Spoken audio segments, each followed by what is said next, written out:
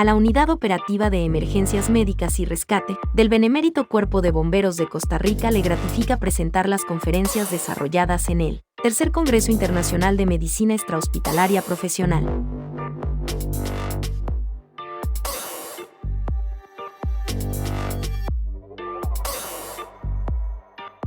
Nos acompaña el doctor Andrés Acosta Pereira.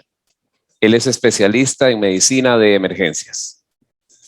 El doctor Acosta nos estará hablando del diagnóstico y manejo extrahospitalario del trauma en tórax. Así que sin perder el tiempito, nos vamos a escuchar al doctor Andrés Acosta.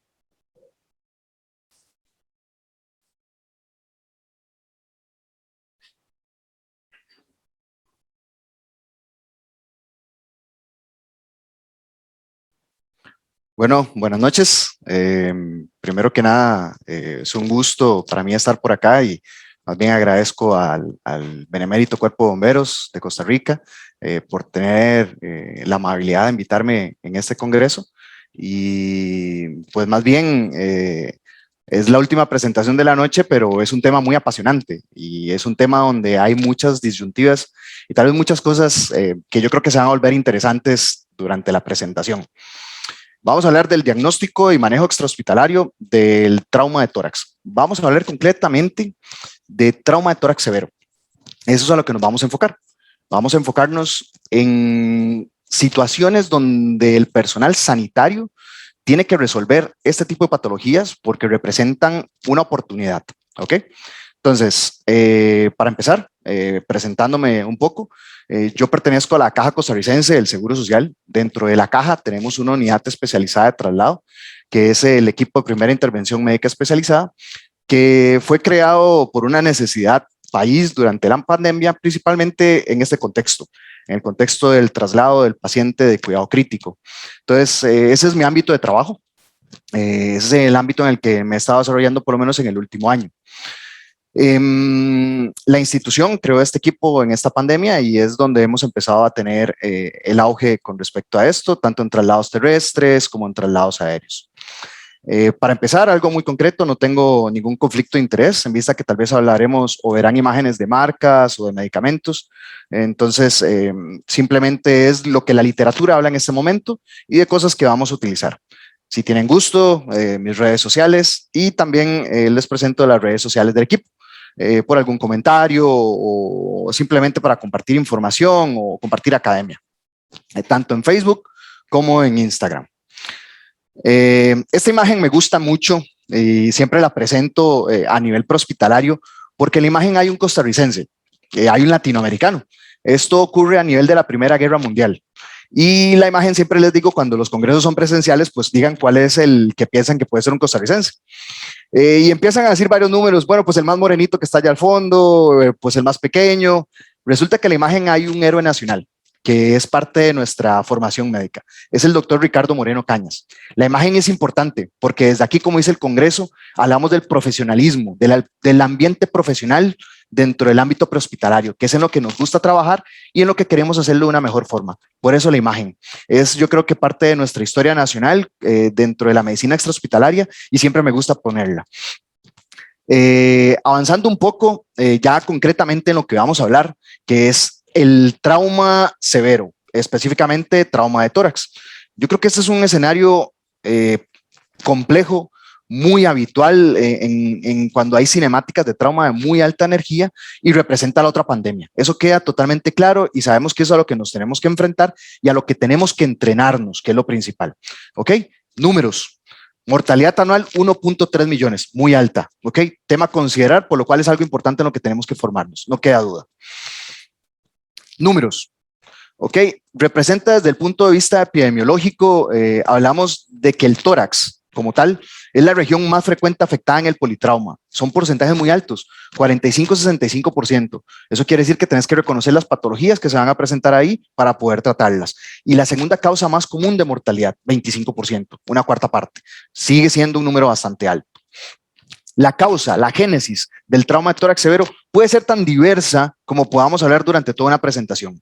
Entonces, podemos hablar desde lo que son los accidentes de tránsito, violencia, lesiones autoinfligidas, caídas, pues estamos hablando incluso de un adulto mayor que tenga una precipitación de pocos metros, definitivamente ya las patologías que él tiene va a generar mayor comorbilidad. Entonces, la génesis es muy amplia. Entonces, lo que quiero es aquí que no tengamos visión en túnel y que como sanitarios extrahospitalarios tengamos la posibilidad de conocer las lesiones, pero acorde a lo que se nos va presentando. ¿Ok? Definitivamente el tórax es una parte bastante amplia, está bastante expuesta, por lo tanto es muy frecuente que encontremos las lesiones, ya vimos los porcentajes que estábamos hablando ahorita, y estos son números de sala de emergencias, pero que yo creo que ahorita son muy relevantes, porque esto va a determinar lo que hagamos en la calle, lo que hagamos en el extrahospitalario, va a representar mucho de lo que vamos a ver en las salas de reanimación. Eso lo vemos nosotros como emergenciólogos. Menos del 20% necesita un manejo quirúrgico, de un 18 a un 40% sondas de tórax, y de un 15 a un 20% toracotomía en sala de operaciones. Estos son los valores, estos son los números con respecto a trauma de tórax severo. Definitivamente cuando pensamos en trauma de tórax pensamos en esto. Eso es lo que se nos viene a la mente. Y está bien, en realidad mucho está relacionado a esto, a los accidentes automovilísticos de alto impacto. Entonces no tenemos que perder esa perspectiva. Pero lo que yo quiero y en lo que vamos a enfocar la charla, ¿ok? Son en estas patologías. Estas son las patologías que como sanitarios profesionales tenemos que entrenarnos para poder resolverlas. Sé que voy a hablar tal vez de cuestiones y hay diferencias en nuestra realidad latinoamericana, pero ahorita vamos a discutir de lo que hay en la bibliografía, de lo que hay que hacer cuando nos presentamos ante estos escenarios, ¿ok?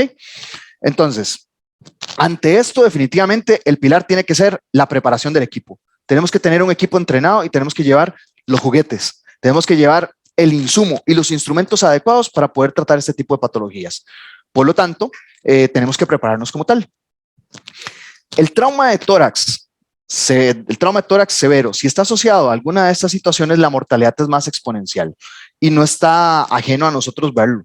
Es un paciente que está ventilado, que puede estar diestresado, con trauma de cráneo. La sepsis no la vamos a ver en el extrahospitalario, pero sí los extremos de la edad. Entonces, si tenés estos 5 parámetros ya en el paciente de trauma de tórax, la mortalidad va a ser exponencial. Nosotros, a nivel de equipo, de unidad de trabajo, utilizamos este acrónimo para tratar de disminuir el tiempo de aproximación al paciente. Nosotros le llamamos la escala coma. La escala coma puede ser tan compleja o tan sencilla como la quieras ver.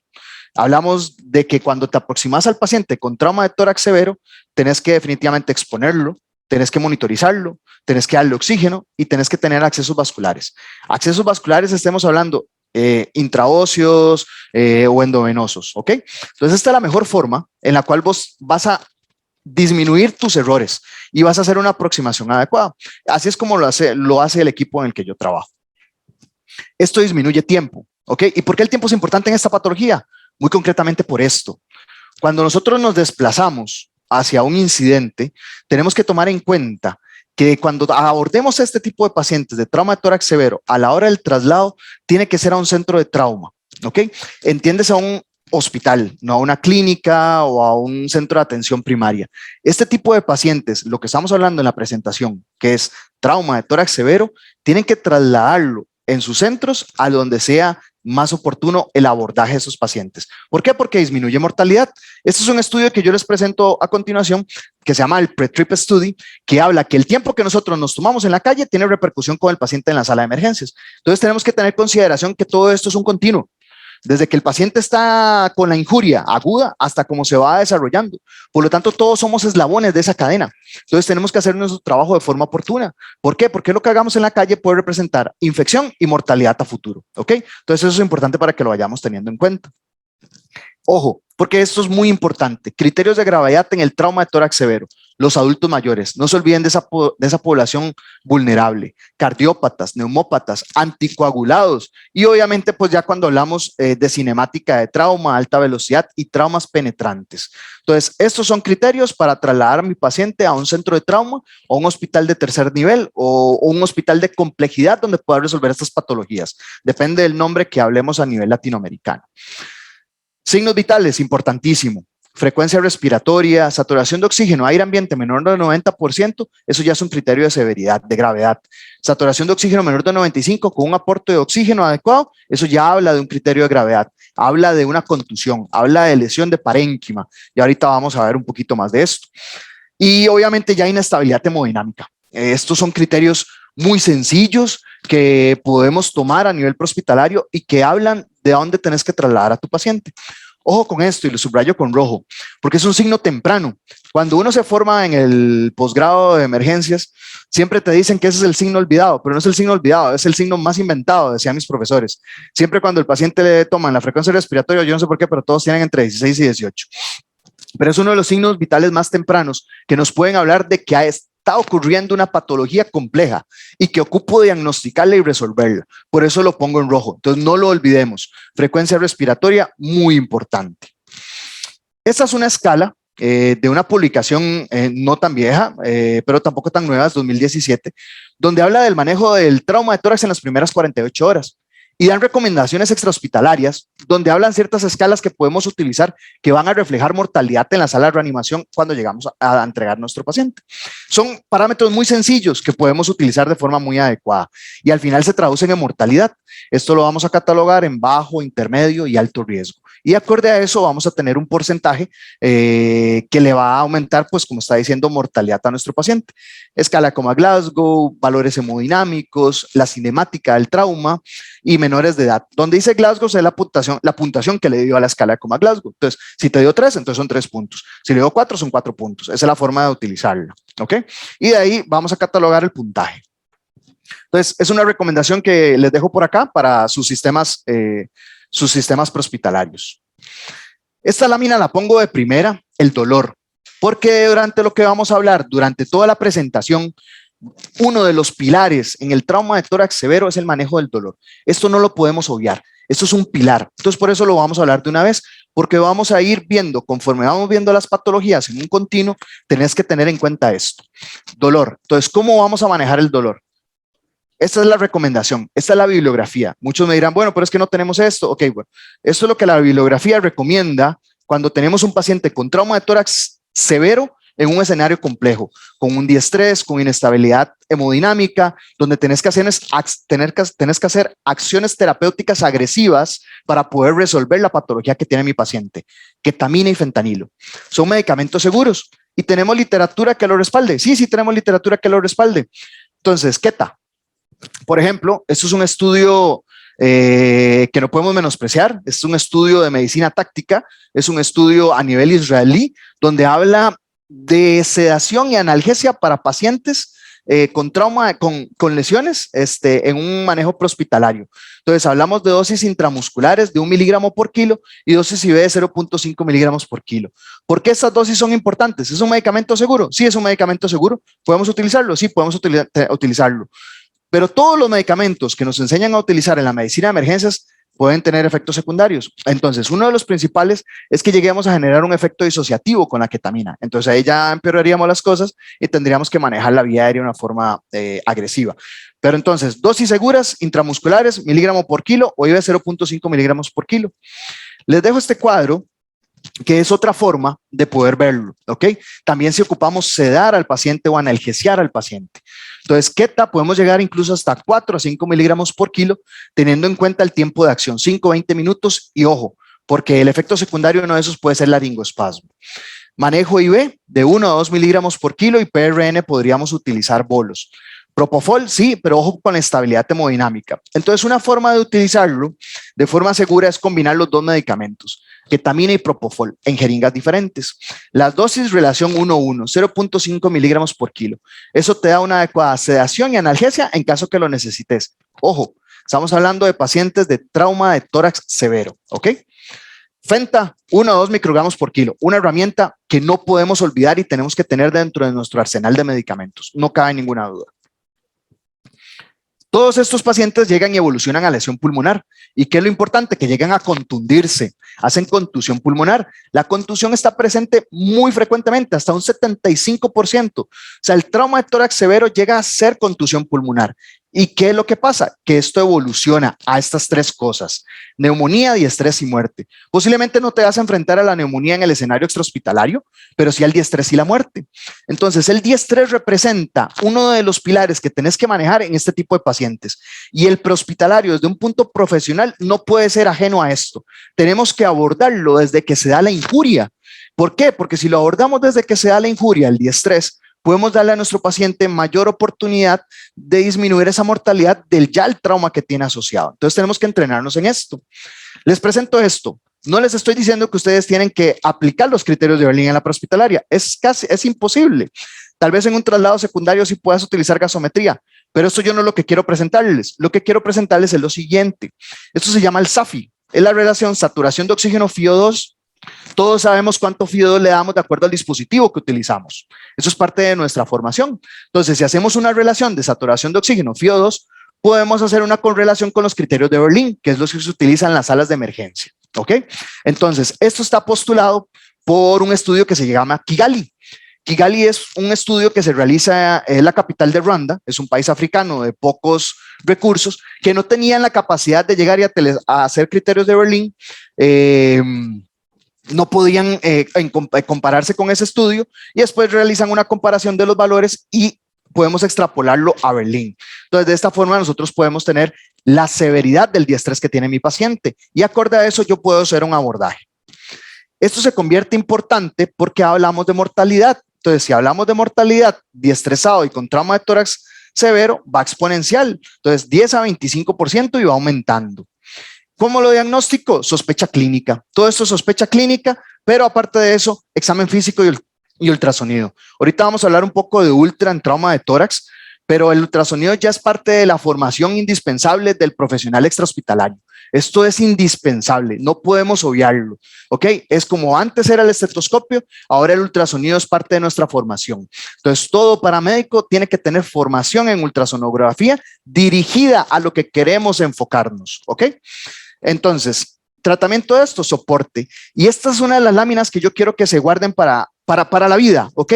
Estos son pilares. Estas son cosas que vos no puedes dejar de tratar en el trauma de tórax severo. Una buena oxigenación, una buena ventilación y analgesia. Es indispensable. Ya hablamos de la analgesia y ahorita vamos a hablar un poquitito de la ventilación. Por eso les decía que era importante hablar de eso desde antes. ¿Ok? Fracturas costales, primera patología. Posiblemente en el prehospitalario vaya a ser difícil el diagnóstico concreto, pero sí puedes tener la sospecha clínica. Dolor a la palpación, crépitos, un poco de deformidad. Y aquí en realidad lo importante va a terminar siendo reflejado en el número de fracturas que tenés, porque el número de fracturas, de eso depende el tipo de analgesia, la mortalidad, morbilidad que está asociada, los criterios de ingreso de este paciente, ya en las salas de emergencia. Entonces, en el ámbito prehospitalario, principalmente es tratamiento de soporte, acorde a lo que encontraste.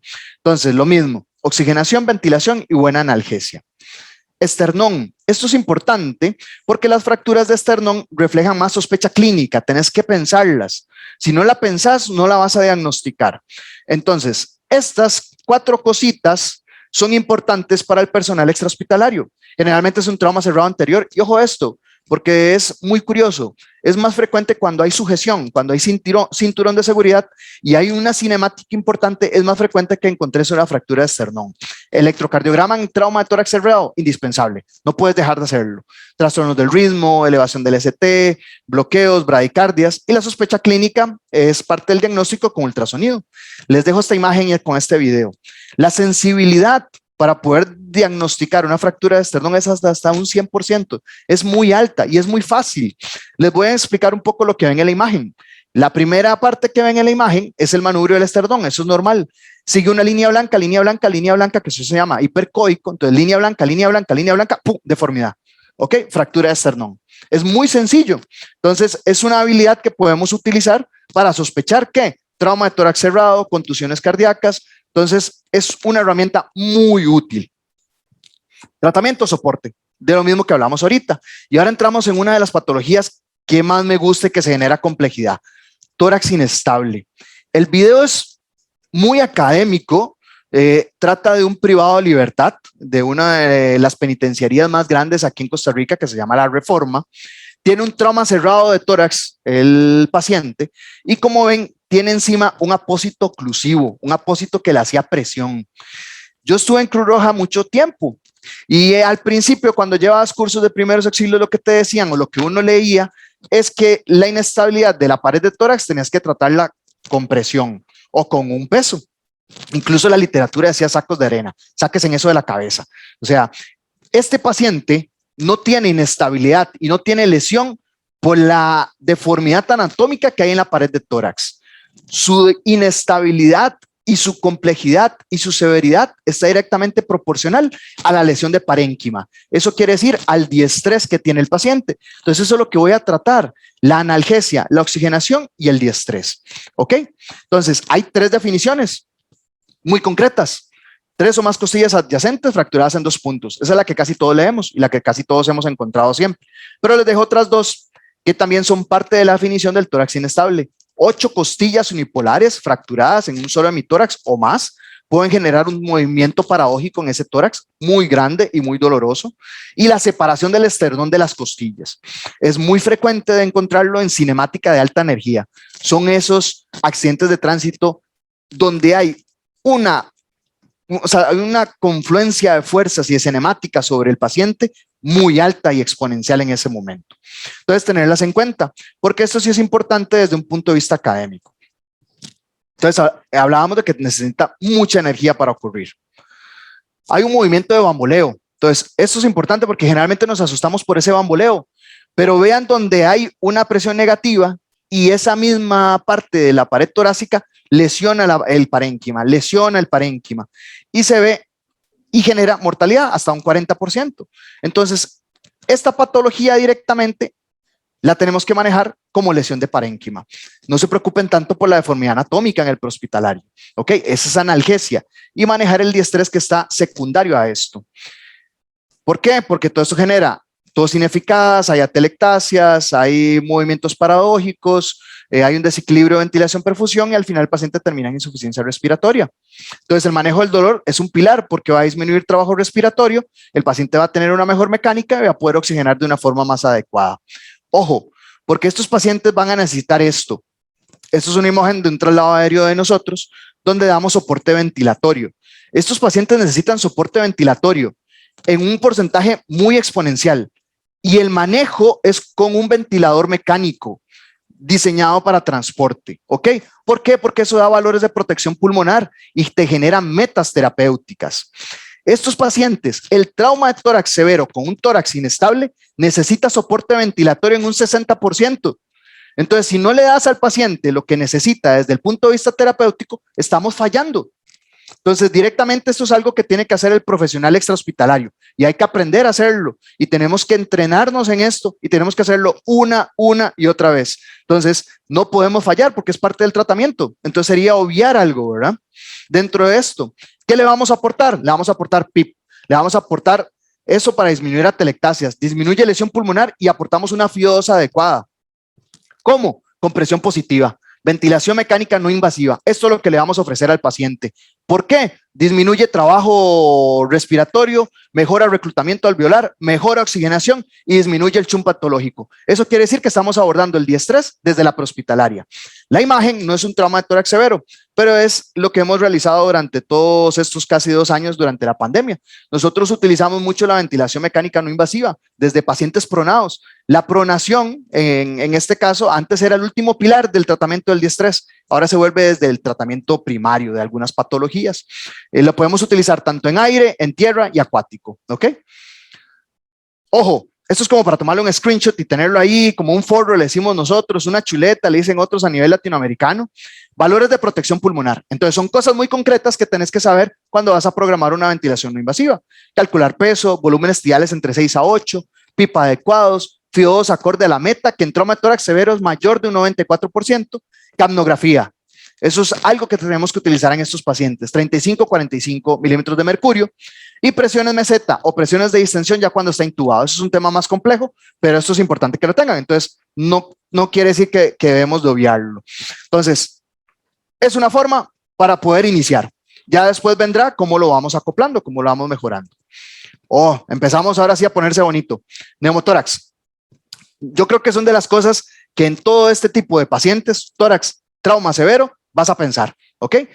Es aire dentro de pleura visceral y pleura parietal.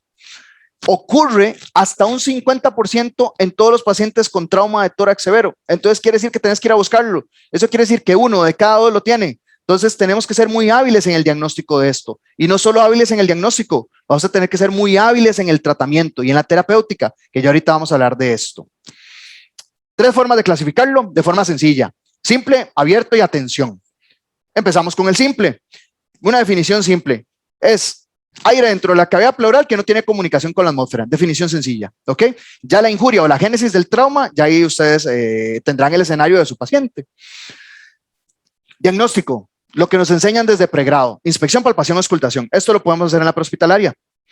Podemos diagnosticar el grado de efisema subcutáneo que tiene el paciente, desde 1, grado 2, grado 3, grado 4, grado 5, desde una forma incluso muy objetiva, ¿ok?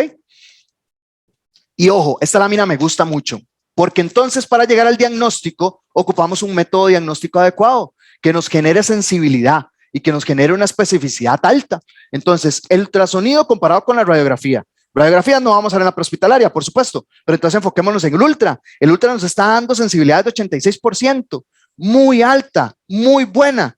Y ojo, vamos a evaluar nada más 3 cosas. Esta es una imagen de nosotros, del equipo de mi unidad, donde nosotros hacemos ultrasonido prehospitalario, ultrasonido extrahospitalario, para monitoreo y otras cosas.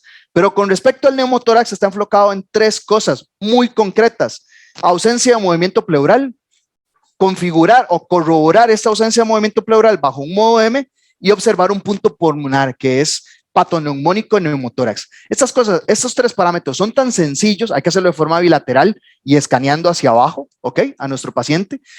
Esto es tan sencillo que les pongo ahorita literatura que respalda esto. Esto es personal paramédico, personal prehospitalario. Personal prehospitalario entrenado en valorar esos 3 puntos tiene una sensibilidad y una especificidad de un 91 y 96% respectivamente. Es muy alta.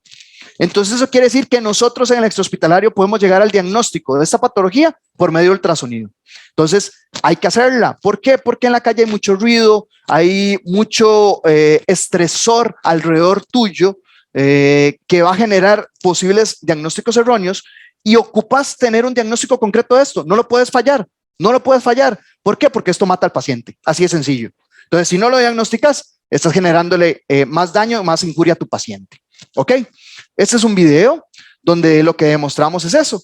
Vean que la imagen que está a su derecha, en ese momento hay movimiento de la pleura. Se mueve, se mueve, se mueve, se mueve. Eso quiere decir que es normal. Vamos al otro lado. Ojo, está estática, no se mueve. Tiene un neumotórax, es sencillo, es algo visual, es algo muy mecánico. Eso es como cuando uno le enseñan en la escuela de medicina valoración de algún signo vital y si lo ves, o tocas abdomen, blando, depresible. Cuando llegas y te encuentras algo que no es blando y depresible, pues es algo anormal. Entonces es lo mismo acá, es una imagen, es concentrarnos en una imagen. ¿Hay movimiento? No hay movimiento. Ya para esto debemos de entrenarnos y hay cursos adecuados para esto. ¿Ok? Ojo, porque entonces yo quiero dejarles esto también por acá. 6% de los neumotórax se complican a los 2000 pies de altura y ya un 16% se complican a los 5000 pies. Esas son alturas muy bajas. Entonces, si en algún momento vamos a hacer un traslado primario, ya sea por ala rotatoria, digamos, por ejemplo, que se aproxima a la cena, como el video que vimos al inicio, que hubo una evacuación médica, entonces estos pacientes hay que descartarles neumotórax antes de subirlos a un helicóptero o a un avión. Entonces es una herramienta que ustedes tienen que utilizar y que tenemos que utilizar. No se nos puede pasar. Oxígeno. El oxígeno en la prehospitalaria, en el trauma de tórax severo, no puede ser complaciente. A todos los pacientes con trauma de tórax severo tenemos que darle un aporte de oxígeno adecuado y para mantener metas entre 94 y 98%. Esa es una herramienta que no se nos puede pasar, ¿ok? Monitoreo de este tipo de pacientes, todo esto lo conocemos y hay que aplicarlo: oximetría, capnografía, presión arterial, frecuencia respiratoria, índice de shock, ¿ok? Monitoreo a nivel prehospitalario, lo adecuado es tener un monitoreo bastante adecuado para el tipo de patología, ¿verdad? Lo que ven a la derecha es monitoreo hemodinámico de traslado. Esa es una tecnología que pronto vamos a utilizar nosotros en la unidad. Se los dejo por ahí nada más como una imagen. Neumotórax abierto, manejo del neumotórax abierto. Ok, hay comunicación con la atmósfera. Si hay una lesión de 2/3 del diámetro de la tráquea, el paciente prácticamente está respirando por ese defecto. Entonces ahí ya cuando tenemos el problema, entonces genera esto. Esto es muy catastrófico y esto es muy, te genera visión en túnel, heridas por succión, principalmente por traumas penetrantes, posiblemente heridas de arma de fuego. A nivel prehospitalario, tenés que hacer algo más que ponerle un parche de 3 lados a esto. ¿Ok? Entonces, este tipo de patologías, este tipo de heridas, tienen una mortalidad exponencial que tenés que manejar en la calle. ¿Ok? Entonces, ya vamos a ver cómo. Esto es más catastrófico todavía. En este tipo de lesiones, lo que hay que hacer es empaquetamiento. ¿Ok? Esta es una lesión que me llegó a mí cuando yo era residente de emergencias. Definitivamente ahí no hay sello de tórax que pueda resolverle. Esto es un paciente que ya ahorita vamos a ver cómo vamos a manejar el neumotórax para no adelantarme, pero definitivamente este tipo de lesión lo que haría es empaquetarla, ¿ok? Entonces, ojo, vamos a hablar del manejo del trauma de tórax abierto. Y el manejo del trauma de tórax abierto, lo que habla la literatura es con sellos de tórax. No sé cómo se utiliza a nivel latinoamericano, pero no confundamos sellos de tórax con las sondas de tórax que ponemos en las salas de reanimación, en nuestros servicios de emergencia. Son cosas diferentes. Las sondas de tórax no se utilizan a nivel prehospitalario. Eso genera mayor cantidad de infección y genera mortalidad. ¿Ok? ¿Eso se puede utilizar para un traslado secundario? Sí, pero se colocan en un servicio de emergencias. ¿Ok? Entonces vamos a hablar de sellos de tórax. ¿Ok? Diferentes tipos en el mercado. Este es uno. ¿Ok? Y esto a uno se lo enseñan desde que tiene el primer curso de primeros auxilios. Y le dicen, vos tenés un trauma penetrante, tenés un orificio, tenés que hacer un vendaje de 3 lados. ¿Por qué? Porque al haber inspiración, entonces colapsa el defecto, no entra aire y al haber expiración hay una posibilidad de salir líquido. Pero resulta que ya hay literatura donde lo explica claramente. Hablamos de un documento del Colegio Real de Cirujanos de Edimburgo de su facultad prehospitalaria. No estamos hablando de cirujanos, no, estamos hablando de la facultad prehospitalaria del Colegio de Edimburgo. Ya hace una revisión del manejo y un consenso del manejo de las lesiones torácicas. Y te lo dice de una vez, el apósito oclusivo de primeros auxilios de 3 lados no se considera eficaz. Es algo que no tenés que hacer. Esto es como el personal que se entrena en medicina táctica y ese personal lo que tiene que utilizar cuando hay control de sangrados es torniquete. Vos me decís, bueno, pues que no tengo torniquete, voy a utilizar la faja, voy a utilizar el cordón. Ok, todas esas cosas que podemos tropicalizar o de primeros auxilios, saquémoslas de la mente.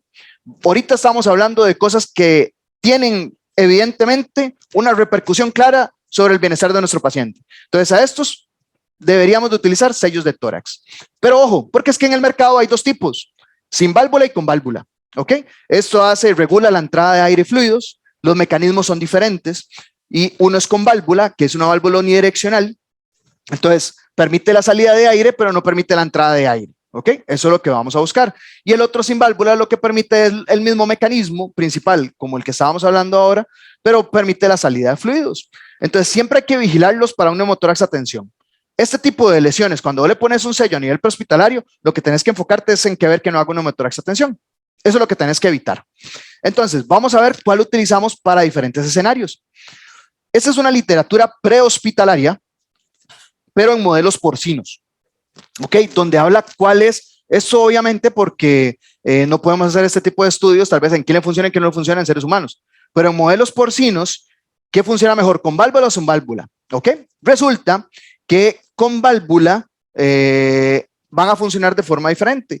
Con válvula está explícitamente dirigido hacia el paciente no tiene fluidos, o sea, el neumotórax a tensión sencillo, pero si tiene fluidos, posiblemente esa válvula se va a obstruir. ¿Ok? No va a permitir la salida de líquido ni aire y vas a empeorar la lesión que ya tiene o la injuria. Entonces, ahí es donde vemos esto. Para hemotórax, o sea, cuando tenemos contenido de sangre y aire dentro de la cavidad torácica, lo ideal es utilizar sellos de tórax sin válvula. Esto permite salida de aire y salida de fluidos. Este es el indispensable para este tipo de escenario. Si el paciente tiene sangre, va a colapsar la válvula del sello de tórax con válvula, ¿ok? Pero ya como recomendación para el neumotórax puro, esta es una literatura muy reciente, un sprint del Journal de Special Operation Medicines, o sea, de literatura táctica, habla que ese es el tratamiento que tenés que darles a los pacientes en zonas de combate que tienen un neumotórax a tensión. Listo, sencillo. Esto es lo que hay que utilizar, ¿ok? Y eso es lo que debemos de entrenarnos y entrenarnos a cómo utilizarlo, ¿ok? Ojo, Porque entonces ya ahora migramos a esto. Parte de lo que estábamos hablando es el monitoreo de estos pacientes.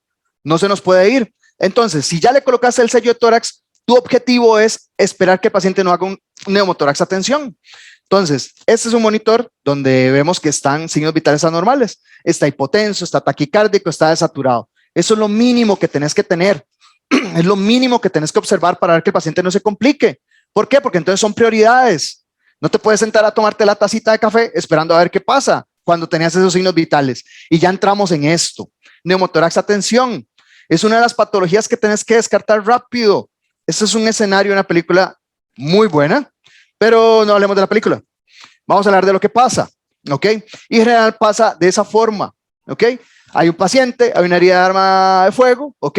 El paciente cae, el paciente colapsa y se convierte, aquí es donde yo quiero que se lleven el mensaje.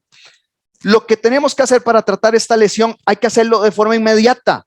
O sea, cuando lo pensás, cuando pensás que tiene un neumotórax a tensión, no puedes dejar de hacer la actitud terapéutica adecuada para esa patología, si no tu paciente va a fallecer. ¿Ok? Entonces, tenés que estar entrenado para resolverlo y en eso tenemos que hacerlo. Hay un colapso total del pulmón en esta patología y hay fuga de aire, fuga de aire, fuga de aire. Y eso va a continuar. Y si sigue continuando, va a disminuir precarga, disminuye gasto cardíaco y el paciente fallece. ¿Ok? Entonces, tienes que estar entrenado para resolverlo. Entonces, esto es de alta sospecha y tienes que ser agresivo cuando lo sospechas. No puedes dejar de no serlo. Y entonces viene todo esto, los signos que se van a presentar cuando tengas esto. Los que tenemos a la derecha de tu pantalla es en los que ya te han enseñado y es la receta del libro que todos vemos y que cuando tenemos neumotórax de atención lo vemos. Hipotensión taquicárdica, hipoxemia, ingurgitado, disminución de gasto cardíaco. Pero ojo, del 50 al 75% de lo que tienes es dolor de tórax, taquicárdico, dificultad respiratoria, disminución de movimientos musculares. ¿Vieron el video? Que el colapso fue rápido. Esto ocurre muy rápido. Entonces hay que resolverlo como tal. Hay que ser agresivos. Entonces, dos actitudes terapéuticas para esto. Y sencillas. Y que se tienen que utilizar a nivel prehospitalario. ¿Ok? Entonces, ¿cuáles son? Descompresión con aguja y toracostomía digital. Vamos a hablar de cada una. ¿Ok? Entonces, este es un video donde hay un neumotórax a tensión posterior a una broncoscopía. ¿Qué es lo que ocupas hacer? Resolver el problema mecánico. Introducir la aguja, quitar la aguja, va a haber una expansión del pulmón, va a expandirse, va a expandirse, va a expandirse y hay una mejoría clínica significativa. ¿Ok? Entonces es algo sencillo que vos tenés que hacer o que tenemos que aprender a hacer para poder disminuir y controlar esto. ¿Ok? Se expande, se expande, se expande, se expande y obtenemos una mejoría clínica. Sencillo. ¿Ok? Ojo esto, porque aquí es donde viene la discusión. Literatura prehospitalaria. En personal prehospitalario para descompresión, para una neumotórax a tensión en modelos cadavéricos. Pero es que aquí es donde va a representar el porcentaje que es importante, porque resulta que de ese estudio, el 80% del personal prehospitalario reconoce de forma adecuada, o sea, reconoce anatómicamente de forma adecuada el quinto espacio intercostal en la línea axilar anterior. Y solo el 20% reconoce de forma adecuada o lo coloca de forma adecuada en un 30% cuando se hace en el segundo espacio intercostal en línea media clavicular. Entonces hay un porcentaje muy amplio de fallo, donde entonces definitivamente cambia el lugar donde tenés que hacerlo. Y no solamente esto es el reconocimiento, pero ojo el porcentaje de efectividad cuando lo haces en línea media clavicular. El porcentaje de efectividad de una patología potencialmente mortal donde hay una actitud terapéutica que puedes ayudarle a tu paciente para que sobreviva, únicamente te da un 62% de éxito como máximo. Es muy bajo para algo que necesitas resolver porque si no se te muere el paciente. ¿Y por qué ocurre esto? Esto ocurre muy frecuentemente por esto. Resulta que el grosor que tenemos en nuestra pared de tórax anterior a nivel de donde está el segundo espacio intercostal es de 4.52 centímetros a 4.1 centímetros. Y resulta que los catéteres que utilizamos para descomprimir el tórax no sobrepasan esa distancia. Entonces estamos haciendo la conducta terapéutica de forma errónea. Y a veces vemos al paciente punzado un montón de veces y no hay mejoría clínica, pero es porque el dispositivo que estás utilizando no funciona. Entonces hay una recomendación muy concreta en el ámbito militar, donde eso se tiene que resolver de forma rápida, como lo vimos en el video. Los catéteres tienen que ser de 10 a 14 French, como mínimo, y tienen que tener una longitud de 8 centímetros. Entonces tienen una característica específica, muy concreta para que pueda resolver esto. Entonces tenemos que utilizarlos. Esto es lo que hay que utilizar. Y tú me ves que no tenemos, no, es que tienen que ser 8 centímetros para que haya un porcentaje de efectividad. Entonces, eso es lo que dice la literatura, no lo estoy diciendo yo. Ojo, porque entonces, porque es fácil de reconocer, porque hay una zona segura, hay una zona segura. Y ojo, porque esto es importante, 5 a 10 segundos, tenés que dejar el catéter con la aguja adentro de 5 a 10 segundos. Y ojo lo que duran 10 segundos, 1, 2, 3, 4, es bastante tiempo, ni siquiera llega a 10. Meter la aguja y hay que dejar la aguja ahí, no saquen la aguja porque el plafón va a colapsar. ¿Cómo sé que funcionó? Hay escape de aire. Se escucha, es muy claro. Si tiene un neumotórax de tensión, escape de aire. Ok, signos vitales mejoran y la clínica del paciente mejora. La zona segura, ¿cuál es la zona segura? Los límites, hay límites anatómicos, ¿ok? Entonces podemos identificarlos de forma muy adecuada y es una zona en esta, a nivel axilar, donde evitamos órganos importantes y podemos tener una mejoría clara. Entonces la recomendación, quinto espacio intercostal, línea axilar anterior, no queda duda, y esa es la evidencia. Ok, ¿cuál es la otra? Toracostomía digital. Lo que les voy a hablar tal vez genere mucha sensibilidad o tal vez no han estado expuestos a esto, pero esta es una herramienta muy segura y ahorita lo vamos a ver con bibliografía. ¿Ok? La toracostomía digital, que generalmente es hacer eso, hacer un defecto en la pared torácica con mi dedo, ¿ok? Es la segunda línea de tratamiento, ¿ok? Para personal no entrenado. Hay que utilizarlo después de hacer 2 descompresiones con aguja que hayan sido en un lugar anatómico donde yo sé que el procedimiento fue adecuado. Si mi paciente está en shock obstructivo y si entra en paro por trauma, que eso es toda otra presentación, eso es todo otro tema, pero tengan en cuenta y ojo esto, si se necesita un personal entrenado. Esto no es para que ahorita veamos la presentación y vayamos a meterle el dedo en un trauma de tórax penetrante a mi próximo paciente. Pero no quiere decir que no puedan hacerlo, tienen que entrenarse para eso, ¿ok? Y ojo, porque entonces le voy a presentar lo siguiente. Esto es uno de los servicios aeromédicos más viejos de la historia, ¿ok? Desde 1928 en el estado de Victoria, en Australia, cumplen 100 años ahora, el próximo año, donde tienen mucha experiencia. Imagínense en 100 años, imagínense la causística que puede tener esto. Es bastante amplia. Y ojo lo que acaban de publicar, literatura 2020, toracostomía en personal prehospitalario en HEMS, o sea, en helicópteros, o sea, con personal paramédico. Ojo, porque ese es el número más bonito que puede venir en este artículo.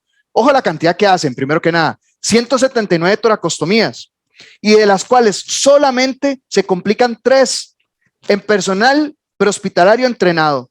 Entonces se convierte, y ellos dan como recomendación, que se convierte en un procedimiento seguro en personal HEMS.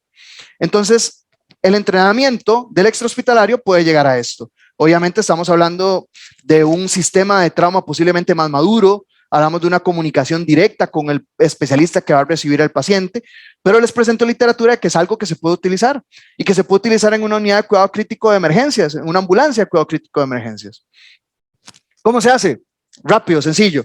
Localizo el espacio, rompo, meto una pinza, diseco, perforo con la pinza y ahí introduzco mi dedo. ¿Y qué es lo que hice? El neumotórax a tensión lo convertí en un neumotórax simple. Entonces, ahora ese neumotórax simple le voy a poner un sello de tórax y le voy a poner un sello de tórax adecuado, que en este caso, si no hay sangre, va a ser con válvula. Y listo, mejor el problema, ¿ok? Entonces es algo muy seguro de utilizar. Ahora migramos al otro, porque estas son como muy hermanas, muy parecidas, ¿ok? Hemotórax masivo. Definitivamente lo que voy a hacer con eso que están viendo es empaquetarlo. Ahí no tengo otra cosa más que hacer. Empaquetar y un traslado oportuno al centro médico. Pero vamos a ver un toquecito de algo más complejo. ¿Ok? ¿Por qué se dan esos sangrados? Hay nada más como algo de anatomía. Resulta que los sangrados o los hemotórax son más frecuentes producidos por la arteria intercostal, cuando hay una ruptura de la intercostal. ¿Y cuál es el problema? Que es que la intercostal es una rama directa de la aorta, entonces el flujo sanguíneo es muy alto. Entonces la posibilidad de hemotórax y choque hipovolémico es muy alta cuando hay una lesión franca de una intercostal. El diagnóstico del hemotórax masivo en el prehospitalario es muy complejo, muy complejo. Esa es la ruta 1, la Interamericana Norte para los compañeros latinoamericanos. Es una de las rutas más concurridas en nuestro país y ahorita hay un eterno mantenimiento de la misma y hay un atasco, embotellamientos y presas impresionante. Entonces, en ese contexto, o sea, tener un diagnóstico adecuado de un choque hipovolémico por un hemotórax masivo es muy difícil, es complejo. La clínica y el estado de hipovolemia va a variar mucho, a menos de que tengas un paciente exangüe totalmente, como acabamos de ver en la lesión, o que se haya documentado una toracotomía de emergencias en un sistema de trauma muy maduro que se pudo haber hecho y se documentó. Pero si no, es difícil. ¿Por qué? Porque entonces esto es lo que yo quiero que tengan en cuenta. El hemotórax masivo y el hemotórax a tensión tienen clínicas muy similares. Son muy parecidos, pero son diferentes. Entonces me van a decir, bueno, doctor, entonces ¿cómo hacemos? ¿Cómo lo vamos a manejar? Ya vamos a hablar de eso. ¿Por qué? Porque la clínica va a variar según el grado de hipovolemia que tenga. Pero si hablamos de extremos y mi paciente está desaturado, hipotenso, taquicárdico y con alteración del sensorio, eso que acabo de mencionar lo puede tener un hemotórax a tensión. Entonces, ¿cómo lo diferencio? Fácil. Ok, ya ahorita les voy a decir, con una toracostomía digital. Ojo a esto, porque la misma literatura dice que los drenajes, o sea, las sondas de tórax, esto no se recomienda en el prehospitalario a menos de que haya un compromiso respiratorio franco. Pero sondas de tórax en el prehospitalario aumenta mortalidad, esto no hay que hacerlo, ¿ok? Pero entonces, ¿cómo lo diagnostico? Toracostomía digital. Entonces, mi paciente estaba en ese estado clínico que les estaba diciendo de shock, no estoy seguro si es obstructivo o hemorrágico, y lo que voy a hacer es generar una toracostomía digital. Entonces, ok, no era aire, entonces descarté un hemotórax a tensión, me enfoco en manejar el choque hipovolémico, el choque hemorrágico. Llego, el paciente está con la clínica que estábamos hablando, abro y sale sangre, es un hemotórax masivo y lo manejo como tal. Entonces, esa es la forma de llegar a hacer el diagnóstico de esta patología en caso que no tengamos las herramientas concluyentes. Si es un hemotórax masivo a lo que se están enfrentando, estas son las perlas. Hipotensión permisiva. Hipotensión permisiva sistólica mayor a 90 milímetros de mercurio en estos pacientes de trauma. Ok, hay dos escenarios, ojo, porque esto también es muy delicado. Uno no puede hacer hipotensión permisiva principalmente en dos tipos de pacientes. El primero es en la paciente ginecobstétrica. En esa paciente no podemos permitir o hacer hipotensión permisiva. Y el otro es en el paciente con trauma de cráneo severo. Ese paciente necesita presión de perfusión cerebral, necesita presión arterial media para poder llegar a mantener esa perfusión y no generar mayor daño secundario. Entonces, en ellos no se hace hipotensión permisiva. Restricción con soluciones cristaloides, bolos de 250 y, ojo, uso de hemoderivados prehospitalarios. Esto es algo en lo que la caja y el equipo Prime ha venido trabajando de nosotros a nivel nacional para poder llegar a utilizar este tipo de tratamiento a nivel prehospitalario. Nosotros hemos trasladado y trasladamos pacientes en traslados secundarios con hemoderivados. Entonces, ¿es seguro? Sí, es seguro. Se puede hacer si tenés el entrenamiento de hacerlo. Si no, ácido tranexámico o ácido aminocaproico que se llama Amicar. En no todos los países de Latinoamérica tenemos ácido tranexámico, pero sí tenemos Amicar. Los dos son antifibrinolíticos y van a funcionar. Obviamente, el ácido tranexámico tiene mayor evidencia y es el que se utiliza generalmente en el ambiente táctico, ¿verdad? Y control de sangrado se puede utilizar torniquete de la Unión, ¿ok? Entonces, son perlas para el manejo del paciente con hemotórax masivo. Ya hablamos un poco de los hemoderivados, es algo a lo que tenemos que migrar definitivamente. Nuestro paciente, esto es tan fácil, o sea, está perdiendo sangre, ¿qué ocupa? Sangre. Entonces, eso es lo que tenemos que hacer y tenemos que llevar eso a nuestros pacientes. En sistemas maduros de Reino Unido, de Europa, esto es lo que se utiliza. Esto es lo que se utiliza en este tipo de pacientes. Ojo, esta lámina se las dejo en inglés, no es adecuado poner láminas en inglés cuando las presentaciones son en español, pero es que el diseño es muy bonito y es una publicación muy reciente, ¿ok? Es 2020 y es algo nada más para que tengamos en cuenta que hay cambio con el ácido tranexámico. Solo una dosis de 2 gramos. ¿Por qué? Porque el medicamento se va a mantener hasta 17 horas en el torrente sanguíneo. Entonces no es necesario esa segunda dosis. Eso sí, tenemos que utilizarlo en menos de 3 horas. Pero resulta que en no todos los países tenemos ácido tranexámico. Ok, entonces les dejo esto, el ácido aminocaproico, el Amicar. Resulta que mis profesores me enseñan una forma sencilla de aprendérmelo y se las quiero transmitir. Se llama las reglas de los 5. ¿Ok? Este es un medicamento que nosotros utilizamos en nuestros botiquines de traslado. Son frascos de 5 gramos. Entonces, 5 gramos STAT y luego 5 gramos en 250 cc de cloruro de sodio al 0.9% a 50 cc por hora por 5 horas. Entonces, es una forma sencilla de tenerlo y es un medicamento fácil de transportar. Es un frasquito. Entonces, es algo que deberíamos de tener en nuestros kits para pacientes con hemotórax masivo, para pacientes exangües. Es algo que podemos ofrecerles si no le estamos usando hemoderivados. Vamos con la última, taponamiento cardíaco. Definitivamente que un taponamiento en la cardíaco en la calle yo me voy a poner así. O sea, son de las cosas que más tal vez preocupación te va a generar, ¿verdad? Y es poco probable tal vez que hayas hecho el tipo de tratamiento. La sospecha en el ámbito prehospitalario es esa, sospecha, tienes que sospecharlo. ¿Cómo lo sospecho? Dependiendo del mecanismo de trauma que lo tuvo. Ya vamos ahorita a ver cuáles son los más frecuentes. Entonces, el diagnóstico. Esta es una imagen cortesía del doctor Guerrero, es uno de los emergenciólogos de uno de nuestros hospitales aquí a nivel nacional, el Hospital San Rafael de Alajuela, donde es una imagen que un personal prehospitalario puede reconocer. Está el corazón y alrededor del corazón hay una zona que tiene un color hipocoico o anecoico, que quiere decir que es sangre, ¿ok? En el contexto de trauma, que es en el que estamos hablando. Entonces es algo fácil de reconocer. Y si es tan catastrófico como para generar un taponamiento cardíaco, vamos a verlo evidentemente. Sin embargo, esto es importante. A veces puede haber líquido normal alrededor del corazón, de 15 cc a 50 cc aproximadamente, ¿ok? Cuando se da el shock o cuando hay aumento de presión intrapericárdica y produce un shock obstructivo, cuando hay de 80 a 120 cc. Eso es lo que se tolera. Él puede tolerar 80 a 120 cc sin aumentar la presión intrapericárdica. Eso es lo que él tolera. Pero de ahí para arriba, solamente 20 cc a 40 cc ya hace un shock obstructivo. Entonces es algo sencillo. Lo que ocupas sacar o lo que ocupas drenar cuando te presentan esto son 20 cc. Es poco y el paciente va a mejorar. 20, 40 cc. Entonces lo que tienes que hacer es diagnosticarlo y poder realizar el procedimiento. Obvio, estoy diciéndoles, entrenamiento. Hay que entrenarse para esto, pero esto salva vidas, ¿ok? Lo importante aquí es que para la sospecha clínica tenés que estar y saber cuánto o qué tan frecuente se produce y acorde a qué se produce. Entonces, arma de fuego solamente un 20%. ¿Por qué tampoco? Porque va a deformar toda la anatomía. La herida de arma de fuego va a deformar toda la anatomía, va a romper los ventrículos, va a comprimir 4 cámaras, va a comprimir 2 cámaras. Muy difícil que tal vez el defecto pueda resolverlo. El paciente posiblemente no se va a generar este tipo de lesión, pero es más frecuente que con un punzón sí se genere, y es entre un 80-90% que ocurre con herida de arma blanca. ¿Cómo se hace? Bueno, actividad eléctrica sin pulso es uno de los ritmos que tenés que reconocer cuando el paciente entra en paro, y una de las causas de actividad eléctrica sin pulso en paciente de trauma es taponamiento cardíaco. Entonces, tenés que reconocerlo y tenés que tratarlo. Pero si el paciente no está en paro, el ritmo más frecuente es este, se llama alternancia eléctrica. Si pueden notar, los tamaños de los QRS son de diferente tamaño. QRS pequeño, QRS grande, QRS pequeño, QRS grande. ¿Eso por qué ocurre? Porque el corazón hace un movimiento de bamboleo, se acerca al electrodo, se regresa. Se acerca el electrodo, se regresa. Entonces, este bamboleo genera una alternancia eléctrica y eso es lo que se ve reflejado en el monitor. Entonces, subsifoideo, 45 grados y hacia el hombro, o sea, hacia el hombro izquierdo. Ahí es donde voy a realizar la punción. Es muy sencillo.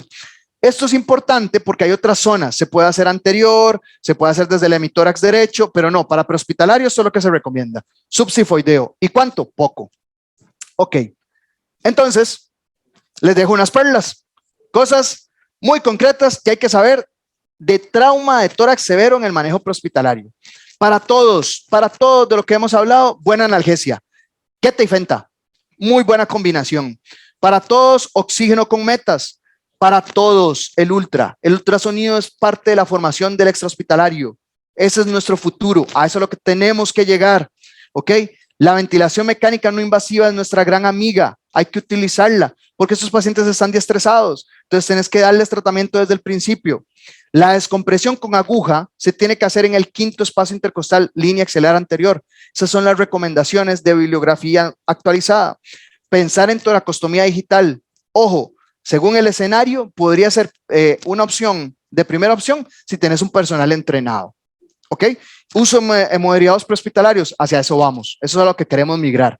Y si no, amicar puede ser una opción o hacer otra tranexámico. Recordar, regla de los 5. Y periocardiocentesis con poco CC es mucho. Y ojo, porque lo último, pero no menos importante, estos pacientes trasládenlos a centros médicos donde se les pueda resolver la patología. No estamos hablando de una única fractura costal, de un simple dolor inspiratorio. Estamos hablando de patologías potencialmente mortales. Entonces, que hay que resolverlas. Entonces, para todo esto que estamos hablando, es una cadena. Lo que hiciste en el prehospitalario se va a continuar en la sala de reanimación de un servicio de emergencias y eso se va a continuar en una sala de operaciones y se va a continuar en una unidad de cuidado crítico. Entonces, es todo un continuo. Entonces, no dejen de pensar y de trasladarlo a centros de poca complejidad. Un mensaje: los límites no existen, y si estamos aquí y están viendo el Congreso a estas horas es porque viven para esto, igual que yo vivo para esto. Entonces vivimos para esto. Esta es una imagen bonita del trabajo diario de nosotros. Este es el vehículo de primera intervención de la Caja Costarricense del Seguro Social y del equipo Prime, y generalmente es el que utilizamos como apoyo dentro de nuestras misiones aéreas. Les dejo la bibliografía por acá, si quieren buscar. Entonces pueden buscar el QR. Yo voy a dejar un tiempo la bibliografía en el Drive que está, para que la puedan escanear, puedan verla, puedan analizarla. Y ese es el parche que estamos utilizando nosotros. Ese es el parche que estamos utilizando ahorita nosotros durante nuestra misión. Definitivamente ya el COVID está mejorando, gracias a Dios. Pero bueno, muchísimas gracias. De verdad que ha sido un placer poder estar acá y hablar de esos temas tan apasionantes que en realidad le generan mucha energía a uno. Y es muy bonito y a lo que vamos, ¿verdad? Es a lo que vamos, es a lo que tenemos que llegar. Ponernos metas altas, ¿ok? Para nosotros y para nuestros pacientes. Muchas gracias.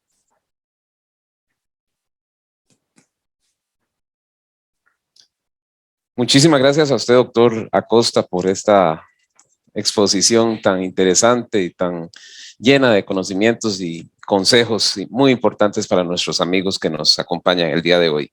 Tenemos varias preguntas acá que nos ayudaría con su respuesta. Al no tener los sellos de tórax, ¿se aplica un sello con apósitos en la herida como lo dice la medicina táctica? Ok, lo que dice la medicina táctica de la literatura moderna son sellos de tórax. O sea, el dispositivo que vimos, eso es lo que dice la literatura. El apósito de 3 lados oclusivo es ineficaz. Eso no le va a funcionar al paciente y posiblemente va a generar respirando por el defecto, el fluido se puede tapar y va a generar mayor complicación, y lo más posible es que vaya a evolucionar a un neumotórax a tensión. Entonces, en el escenario táctico, sellos de tórax, eso es lo que se describe y eso es lo que hay que utilizar. Apósito de 3 lados oclusivo, eso ya es ineficaz, eso ya se está convirtiendo en historia de la prehospitalaria. La legislación costarricense permite la taracotomía digital en prehospitalaria por los TEM. Eso es un tema que tenemos que conversar. No hay un marco, incluso dentro de la formación, ahí después tal vez me puedan corregir, pero dentro de la formación del personal paramédico no existe este tipo de entrenamiento, es algo que él tiene que adquirir. Y no está en la legislación, es algo que ahorita no está legislado, es algo que podría realizar un especialista en medicina de emergencias, un anestesiólogo, un intensivista, pero es algo a lo que queremos migrar. O sea, como lo dice el Congreso, es un antes y un después de la medicina prehospitalaria. Entonces no podemos quedarnos en el después. Nosotros queremos migrar, queremos hacer que esto mejore. Y si queremos que mejore, entonces tenemos que hacer las actitudes terapéuticas que van a hacer que mi paciente mejore. Entonces, es algo que tenemos que ir discutiendo y posiblemente en los futuros años podamos hacer este tipo de cosas y entrenarlo. Y algo muy importante, tal vez que quiero que tengan en cuenta, es que la literatura que les presenté del porcentaje de eficacia de la toracostomía digital fue en personal paramédico entrenado. Entonces, quiere decir que sí se puede. Es algo a lo que tenemos que migrar, ¿ok? Para empaquetar un hemotórax, ¿podemos usar agente hemostático? Claro, por supuesto. No me queda ninguna duda. Si lo tenemos, hay que utilizarlo. Totalmente. Ese tipo de heridas se van a beneficiar. No me queda ninguna duda. Hay que hacerlo. Sí. La pericardiocentesis, ¿le puede hacer un paramédico? Sí, sí está, sí se puede. La pericardio sí. Todo esto bajo supervisión médica. Entonces, todos los servicios prehospitalarios tienen supervisión médica. Entonces, si el supervisor médico ya considera que el paramédico está entrenado, sí, sí se puede. Eso sí, tenés que tener el diagnóstico, ¿verdad? Tenés que justificarlo, pero sí, sí es posible. Perfecto. Seguimos. ¿En qué momento se consideraría que el trauma torácico severo es incompatible con la vida? Cuando es que, si me decís la palabra incompatible con la vida, es que el paciente falleció. Pero si hablamos, tal vez interpreto qué es lo que se quiere decir de cuando hablamos de trauma de tórax severo. Todas estas patologías que acabamos de hablar es trauma de tórax severo y son potencialmente mortales. Todo neumotórax a tensión es potencialmente mortal, entonces tienes que tratarlo. Un hemotórax masivo es potencialmente mortal, un taponamiento cardíaco es potencialmente mortal. Neumotórax simple que migren a neumotórax a tensión es potencialmente mortales. Entonces esas patologías cuando se presentan hay que tratarlas, si no el paciente va a fallecer. Y hay que tratarlas en los primeros minutos. Eso es parte de la curva trimodal de trauma, que nos enseñan en todos los cursos que hemos llevado durante todo esto, ¿verdad? O sea, mi paciente no falleció en la escena, pero sí presenta estas patologías y hay que tratarlas en los próximos minutos. Para trasladar un paciente con pulmón colapsado, ¿de qué lado se hace? ¿O se puede llevar semisentado? No. Este paciente tiene que ir acostado en una camilla para el traslado. O sea, definitivamente sí lo puedes poner semi-Fowler, eso le va a ayudar al paciente, pero el traslado tiene que ser en camilla, definitivo. ¿Un paciente se descomprime primero o se entuba primero en un estado crítico? Se descomprime primero. Eso es lo que va a matar al paciente. Se descomprime inmediatamente. Se reconoce y se descomprime. Y ojo, porque si este paciente lo intubas en ese momento, este paciente posiblemente va a presentar algo que es todo otro tema, que en algún momento podemos hablar, que se llama vía aérea difícil fisiológica. Son pacientes que tienen estados de shock, ¿ok? Que van a comprometer a mi paciente y que aumenta la posibilidad de paro cardíaco después de la intubación. Paciente hipotenso, paciente hipoxémico, acidótico, ese paciente que tiene una vía aérea difícil fisiológica, que es el escenario que estamos ahorita tratando, va a complicarse después de la intubación, y más con el tipo de medicamentos que utilizamos. Hay que tener mucho cuidado, ¿verdad?, en este tipo de pacientes. Pero la respuesta es sí, se descomprime primero, no queda ninguna duda. Perfecto, doctor. Una última preguntita. En el caso que el fentanil no se puede usar por el personal paramédico, ya que su uso es exclusivo de especialistas, ¿qué otra analgesia recomienda además de la ketamina? Ok, eso es lo que les dije desde el principio. Lo que dice la literatura son los medicamentos que van a generar menor inestabilidad hemodinámica y que van a generar que mi paciente pueda tener un adecuado manejo del dolor y de la analgesia. La literatura lo que dice es ketamina y fentanilo. Y en algunos casos propofol puedes utilizar. Eso dice la literatura. Que no lo tengamos cambia totalmente las cosas. Pero ¿qué es lo que se utiliza en el país? Opioides, morfina. A dosis que no le generen tal vez inestabilidad hemodinámica a mi paciente. Sería el otro medicamento que se podría utilizar. Pero yo no lo recomiendo. Se usa fentanil y ketamina. Muchas gracias por acompañarnos. Los esperamos en el próximo Congreso Internacional de Medicina Extrahospitalaria Profesional.